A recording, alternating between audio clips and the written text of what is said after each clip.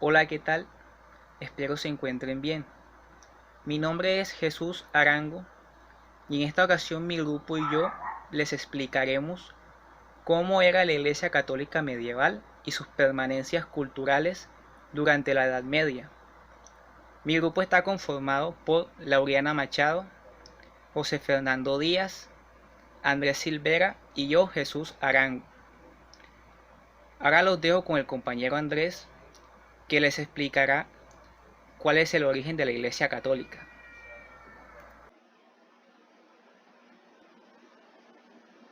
Buenos días, profesor. En el día de hoy le voy a hablar acerca de los orígenes de la Iglesia Católica. Mi nombre es Andrés Silvera y a continuación voy a tratar sobre los inicios y el contexto en el que se empezó a desarrollar, incluso a consolidar la Iglesia Católica en sus inicios. Entonces, primero voy a citar textualmente eh, digamos, un concepto clave y esencial es el origen.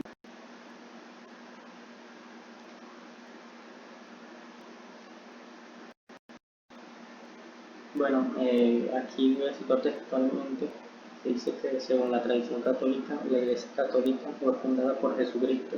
El Nuevo Testamento registra las actividades y enseñanzas de Jesús y su nombramiento de los 12 apóstoles, sus instrucciones para que continúen su trabajo.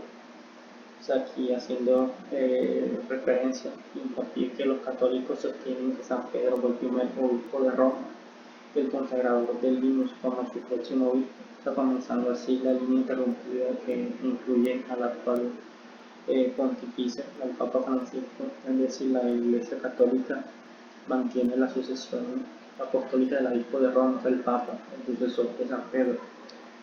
Entonces, el mismo Ignacio de Antioquía testimonia la existencia de una jerarquía de 3 grados, que consiste en obispo, presbítero y diáconos. En el siglo III, San Cipriano, obispo de Cartago, habla de una jerarquía monárquica, o sea, de 7 grados, en la cual la posición suprema lo ocupa el obispo. En esta jerarquía, el obispo de Roma ocupaba un lugar especial en cuanto a sucesor de San Pedro. Bueno, en cuanto a su consolidación como tal en su desarrollo de la Iglesia Católica, históricamente durante los primeros 280 años de la historia cristiana, la cristiandad fue prohibida por el Imperio Romano, entonces los cristianos fueron perseguidos. Esto cambió después de la conversión del emperador romano Constantino. Entonces Constantino lo que hizo fue que legalizó el cristianismo en el edicto de Milán en el año 313. Después en el 325 y Constantino convocó a Concilio de Nicea en un intento por unificar la cristiandad. Entonces Constantino lo que hizo fue como una visualización del cristianismo como, digamos, una religión que pudiera con el Imperio Romano, el cual en ese tiempo comenzaba a fragmentarse y dividirse. Entonces, yo soy Lorena Machado y les voy a hablar sobre la corrupción en la Edad Media. Primero, la corrupción es el abuso de poder utilizado para beneficio propio. Uno de las primeras apariciones de la corrupción fueron en Egipto en el año de 1110 a.C. Uno de los funcionarios del faraón denunció a otros funcionarios que se habían hecho aliados de profanadores de tumbas. En 124 a.C., Demóstenes fue acusado de robar las sumas depositadas en la Acrópolis por el tesorero de Alejandro. Este fue condenado y obligado a huir. Con la llegada de la religión católica, se impuso un cambio muy importante en la moral. Robar ya era considerado un pecado. Y el cristianismo, predicando el espíritu del sacrificio y la renuncia de la vanidad, da lugar a la pereza y la miseria y la negligencia.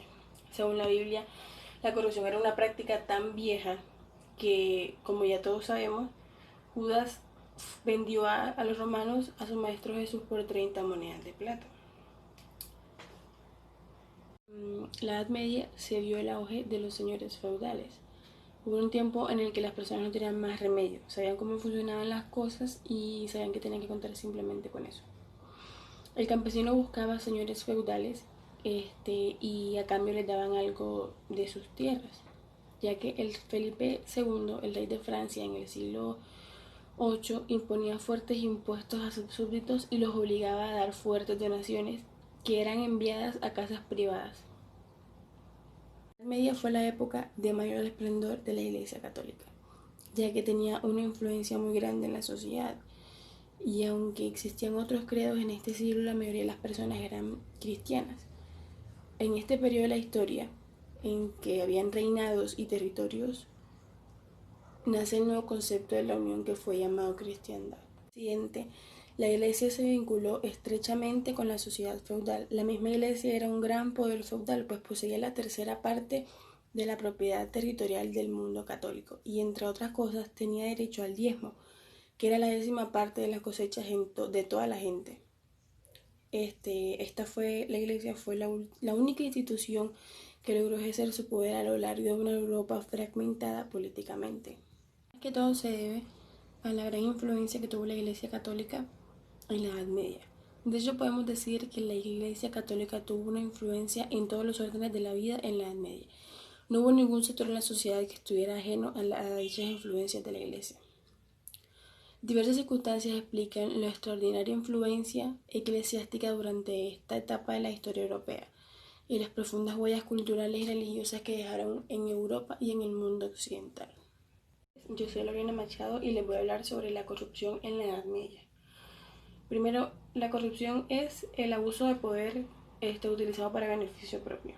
Uno de las primeras apariciones de la corrupción fueron en Egipto en el año de 1110 a.C.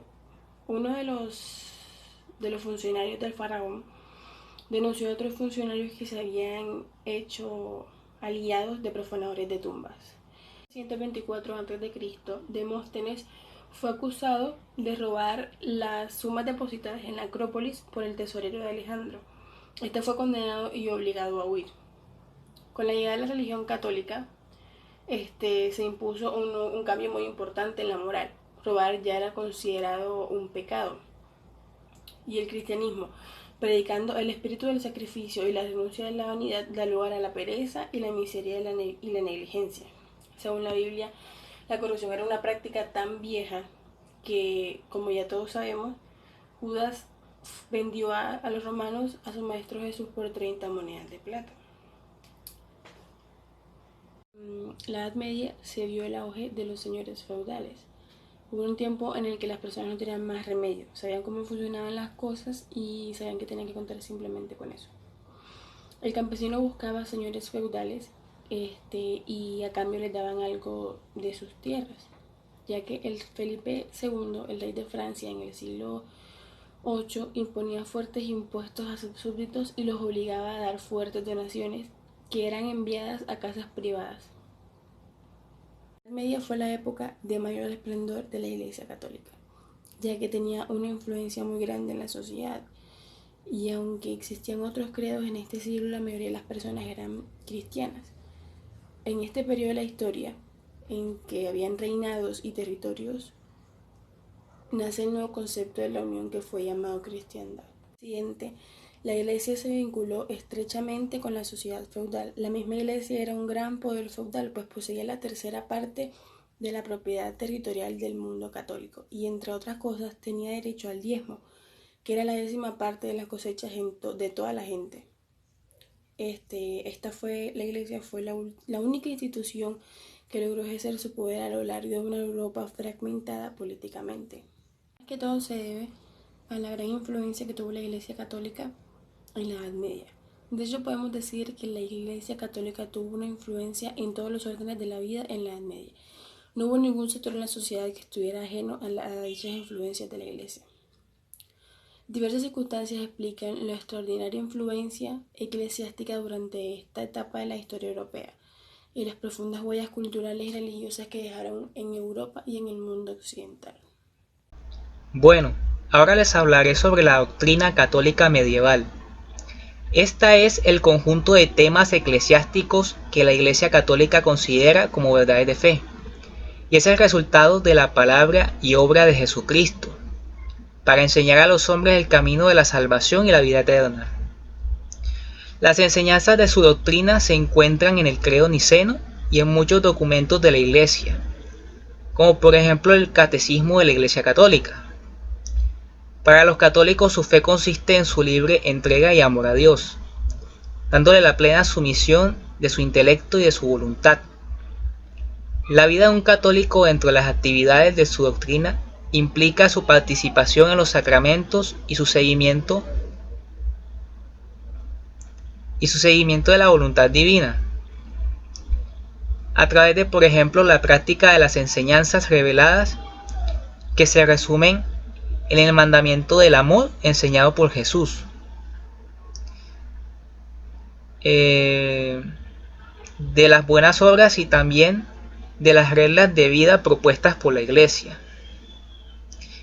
Esa entrega a Dios tiene por finalidad la salvación de los hombres y la implementación del reino de Dios.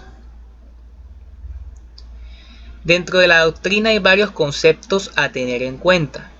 Aquí no los abordaremos todos porque el video sería muy largo, así que solo explicaré los que a mi parecer tienen más relevancia como es la revelación. Bueno, según la fe católica, Dios se reveló al hombre a través de palabras y acontecimientos.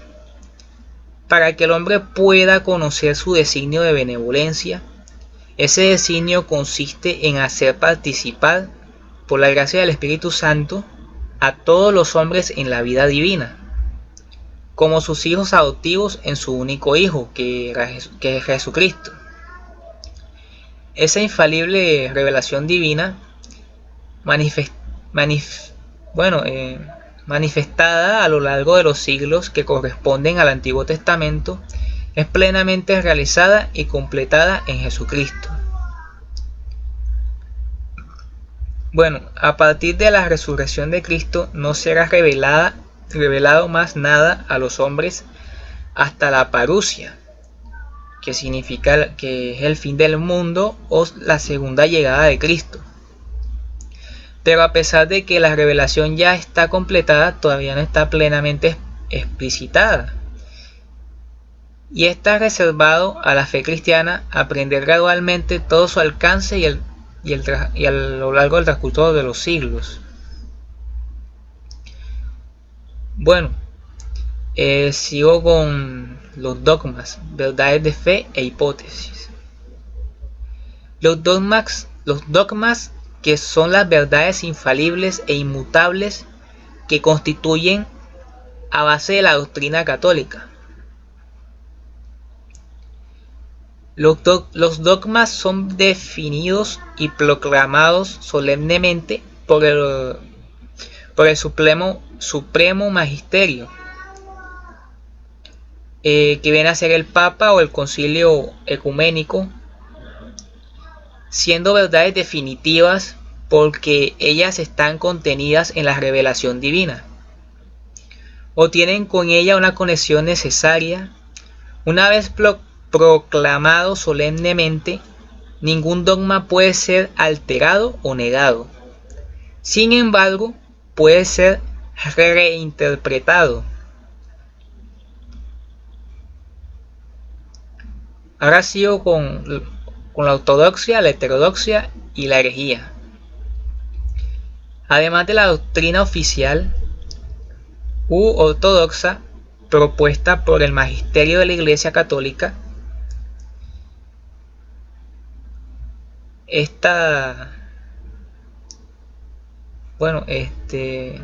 a través del obispo en común con el Papa y extraordinariamente por el Concilio Ecuménico. Además de esta, aparecieron varias otras versiones teológicas, como es la heterodoxia. Bueno, hay varias heterodoxas. Esos desvíos de la enseñanza normativa de la Iglesia pueden ser tolerados, combatidos a través de la catequesis y discusiones o condenados solemnemente por la Iglesia. Bueno, las herejías son doctrinas heterodoxas desarrolladas por bautizados cristianos que niegan y dudan explícitamente un dogma o verdad fundamental católica.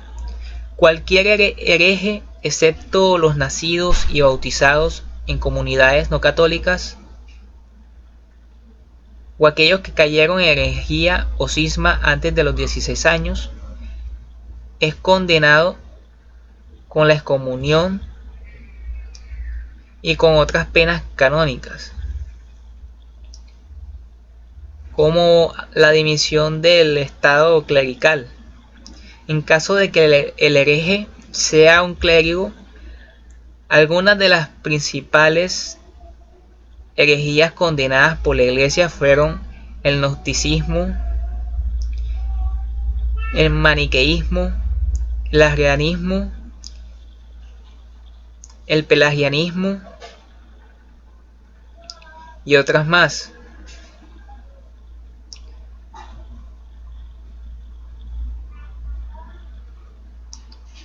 Bueno, ahora sigo con la Inquisición para terminar. La Inquisición de la Iglesia Católica fueron varias instituciones dedicadas a la supresión de la herejía. Esta se castigaba con la pena de muerte y de esta se derivan todas las demás. La Inquisición se funda en 1184 en la zona de Languedoc, en el sur de Francia, para combatir la herejía de los cátaros o albigenses. En 1249 se implantó también en el Reino de Aragón, siendo la primera Inquisición estatal en la Edad Moderna con la unión de Aragón con Castilla. Esta se extendió con el nombre de la Inquisición Española bajo auspicio de la monarquía hispánica. Aunque el procedimiento inquisitorial como medio para combatir la herejía es una práctica antigua de la Iglesia Católica, la Inquisición Episcopal, primera fórmula de la Inquisición medieval, fue establecida en 1184 mediante la bula del Papa Lucio III, conocida como Ad Abolendam, como un instrumento para acabar con la herejía cátara. El castigo físico a los herejes había sido dispuesto con anterioridad por Federico II. La institución de la Inquisición se dio para detener los abusos que los abusos de estos procesos podrían sufrir por parte del poder civil. Mediante esta bula se exigía a los obispos que interviniesen activamente para extirpar la herejía y se les otorgaba la potestad de juzgar y condenar a los herejes de sus diócesis. En las siguientes décadas el proceso de la Inquisición resultó intermitente y contradictorio en muchas ocasiones. Un ejemplo fue el caso del primer director de la Inquisición de Hungría, Paulus Hungarus, quien defendió a los chamanes paganos húngaros valiéndose de su influencia con el Papa Inocencio III.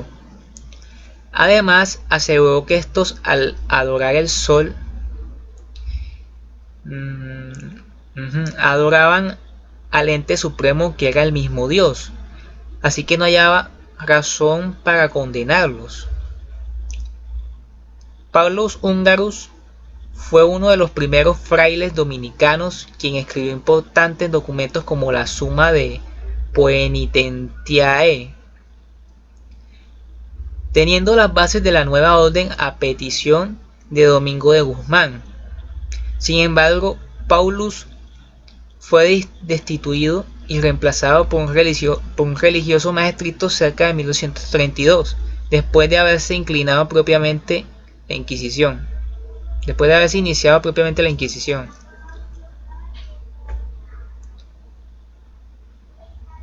En 1231, ante el fracaso de la Inquisición episcopal, denominada así porque no dependía de una autoridad central, sino que era administrada por los obispos locales, Gregorio IX creó mediante la bula